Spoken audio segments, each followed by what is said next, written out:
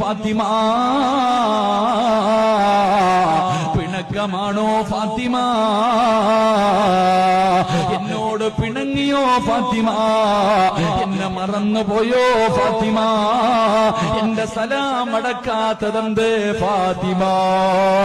മരണപ്പെട്ടു പോയ ഭാര്യയുടെ ഖബറിന്റെ ചാരത്ത് ഒന്നാമത്തെ രാത്രിയില് ഒരു ഭർത്താവ് ചെന്നിരുന്ന് കരഞ്ഞുകൊണ്ട് പറയുകയാ, സലാം അടക്കു ഫാത്തിമ, പിണങ്ങല്ലേ ഫാത്തിമ, എന്നെ മറക്കല്ലേ ഫാത്തിമ. അവസാനം സലാം പറഞ്ഞിട്ട് മടക്കാതെ വന്നപ്പോ ഫാത്തിമ ബീവിയുടെ മുകളിൽ വാരിയിട്ടിരിക്കുന്ന പച്ചമണ്ണിന്റെ മുകളിലേക്ക് കൈവച്ചിട്ട് അലിയാര് തങ്ങൾ പറയുന്നു, ഖബറേ, എന്റെ ഫാത്തിമയോട് സലാം അടക്കാൻ പറ ഖബറേ, എന്റെ ഫാത്തിമയോട് സലാം അടക്കാൻ പറ. എന്റെ ഫാത്തിമയുടെ വിശേഷമൊന്ന് പറഞ്ഞു തരുവോ? എന്റെ ഫാത്തിമയുടെ പുതിയ വീടിനെ കുറിച്ചൊന്ന് പറഞ്ഞു തരുവോ? വിവാഹത്തിന്റെ ഒന്നാമത്തെ രാത്രി മണിയറയ്ക്കകത്തേക്ക് കടന്നു വന്ന അലിയാര് തങ്ങളോട് ഈ മണിയറയെ കുറിച്ച് പറഞ്ഞുകൊടുത്തു.